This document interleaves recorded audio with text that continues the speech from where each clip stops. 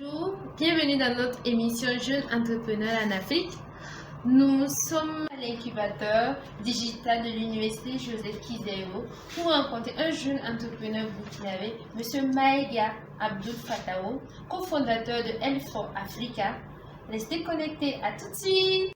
Do you know that malaria is responsible of 62% of hospitalization and 31,000 persons die from malaria and half of them are children under 5. The facts are really heartbreaking. Music, I for Java Teva music. I for Java Teva music. Billet d'Omare, moi je suis heureux, billet Kobae. Music, I for Java Teva music. I for Java Teva music. Billet d'Omare, moi je suis heureux. Monsieur Maïga, Bonjour. vous êtes étudiant en doctorat 1 de médecine à l'Université Joseph Kizerbo, cofondateur de VIMA qui est plateforme de santé maternelle et infantile, champion du camp d'idéation nationale et en entrepreneuriat de l'incubateur digital de l'Université Joseph Kizerbo en 2019, champion du cadre d'idéation en entrepreneuriat de l'Université du Luxembourg en Europe, ancien porte-parole du comité local du projet Alliance Jeunes et Parlementaires, coordonnateur national adjoint du mouvement Sens, Servir et non se servir, cofondateur du projet L4 Africa et membre fondateur de la chaîne Jeunesse TV Africa. Alors, Monsieur Maïga, parlez-nous un peu de votre prix à Luxembourg de façon brève.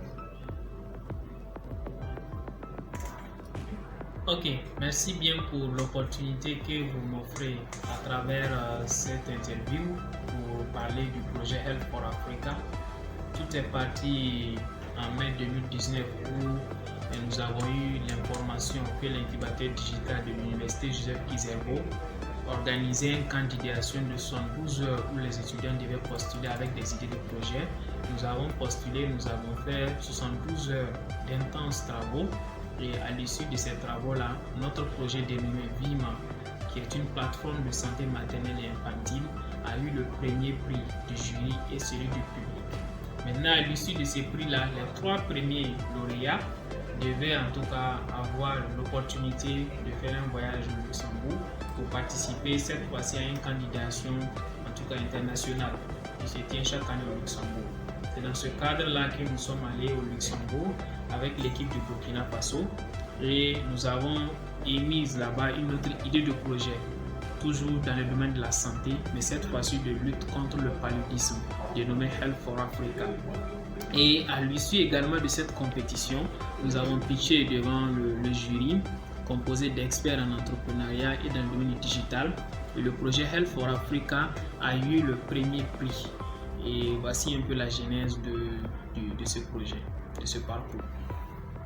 Merci beaucoup, M. Maïga, et félicitations pour ce prix. Merci. Comment faire pour en arriver là, surtout en tant qu'étudiant au Burkina Faso? Alors, pour pouvoir arriver là en tant qu'étudiant, je me suis juste une fois arrivé à l'université fixé une vision de mon parcours professionnel et de mon projet de vie. Et cela s'inscrivait naturellement dans mon projet de vie parce que je me suis dit qu'en tant qu'étudiant en médecine, j'ai aussi un rôle social, une mission sociale, bien avant d'être médecin, à contribuer en tout cas à améliorer la santé de la population à travers des projets que nous sommes en train de faire. Donc pour moi, c'est juste d'avoir une vision en tant qu'étudiant, avoir des objectifs clairs et se lancer dans le travail et surtout être discipliné, organisé et discipliné. Comme un maître nous le disait, la médecine, c'est la méthode, c'est la rigueur, c'est l'organisation. Donc, en tant qu'étudiant, une fois qu'on est organisé, on planifie bien ses journées, ses semaines, ses mois, ses années, on arrive à faire d'autres projets à côté de la médecine et ça a été mon cas. Merci beaucoup, Monsieur Maïga. Quelles sont les difficultés que vous avez rencontrées et quelles sont les suites de votre idée innovatrice? Alors, comme tout projet, les difficultés ne manquent pas. Dans la vie, une fois qu'on est, on doit s'attendre à se battre pour réussir.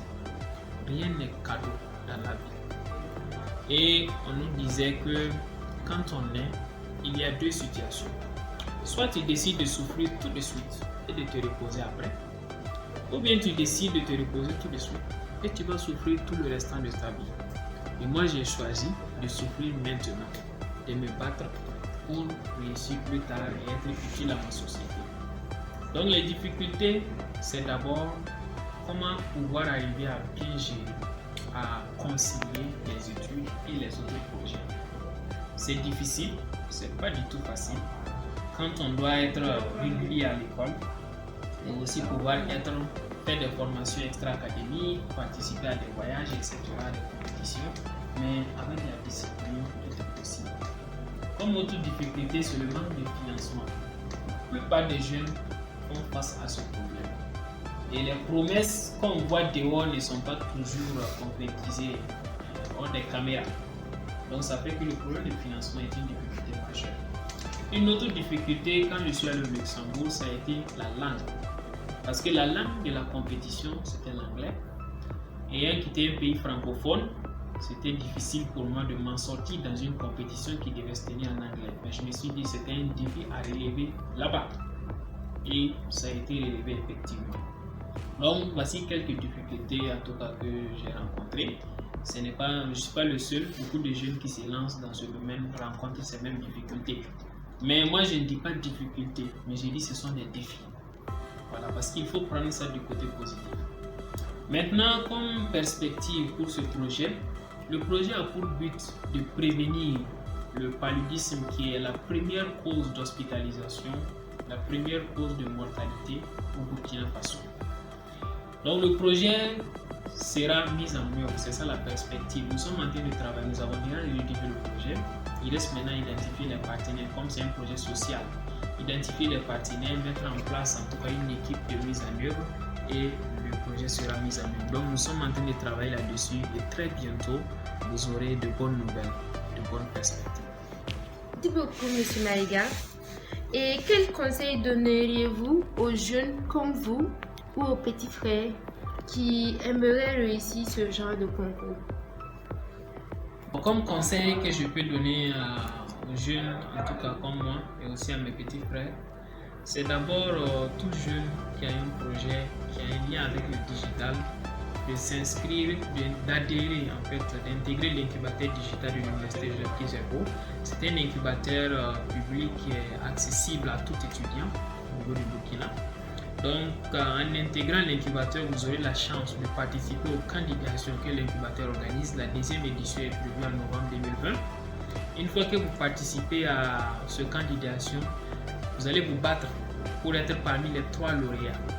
Et une fois que vous êtes parmi les 3 lauréats, certainement si la coopération continue avec l'Université du Luxembourg et l'ambassade du Luxembourg qui est ici, en tout cas vous aurez la chance de participer aux candidatures internationales au Luxembourg. Et là, mon souhait, c'est qu'il y ait un Burkinabé qui va décrocher encore ce prix, au grand bonheur en tout cas de notre nation. Voici un peu le parcours qu'il faut pour pouvoir y aller. Merci beaucoup. Et on ne pourra pas terminer sans pour autant vous demander, parce que étant un aîné, on va le dire si bien, on voudrait peut-être 5 conseils que vous pouvez donner à vos différents petits frères qui vont suivre les vidéos, qui vont écouter attentivement et qui voudront, qui sait, faire mieux, peut-être faire comme vous. En tant que jeune, il faut toujours avoir des ambitions. Il faut avoir une vision de sa vie. Qu'est-ce que je veux faire dans ma vie? Qu'est-ce qui me plaît à faire dans ma vie? Quel sens je veux donner à mon existence sur la terre? Qu'est-ce que je veux aller laisser comme héritage? Qu'on dise, quand on va parler de moi, qu'on dise telle personne a fait ça pour la société. Qu'on dise que c'est lui qui a résolu tel problème pour la communauté. C'est ça qu'il faut avoir comme vision. Quand on va y arriver, on aura pleinement rempli sa vie. À partir de cette vision, il faut toujours se fixer des objectifs. À court terme, à moyen terme, à long terme. Et de ces objectifs-là, Il nous faut avoir un plan. Beaucoup de jeunes n'ont pas de plan. Quand ils s'élèvent la journée, ils ne savent pas ce qu'ils vont faire. Et pourtant, on doit avoir un plan de notre journée, de nos semaines, de nos mois et de nos années. Et ces plans-là, on va se mettre au travail avec la discipline. La discipline, c'est quelque chose qui manque à beaucoup de gens. Mais sans discipline, là, on ne peut pas réussir. La discipline, c'est simplement le fait de faire ce que tu as programmé faire au moment où il faut le faire, que ça te plaise ou non. D'autres vont dire c'est la rigueur. Et il faut persévérer. Une fois qu'on persévère, le succès certainement viendra. C'est le Merci beaucoup, Monsieur Maïga, pour l'entrevue. Merci beaucoup pour le temps accordé, pour votre disponibilité et aussi d'avoir très bien répondu à nos différentes questions. Et à nous revoir bientôt sur Jeunesse TV Africa. Because the fact is that the problem is not only in Burkina, but in all sub-Saharan African countries, we face the same problems. So the solution is simple, low-tech solution adapted to local context, based on regular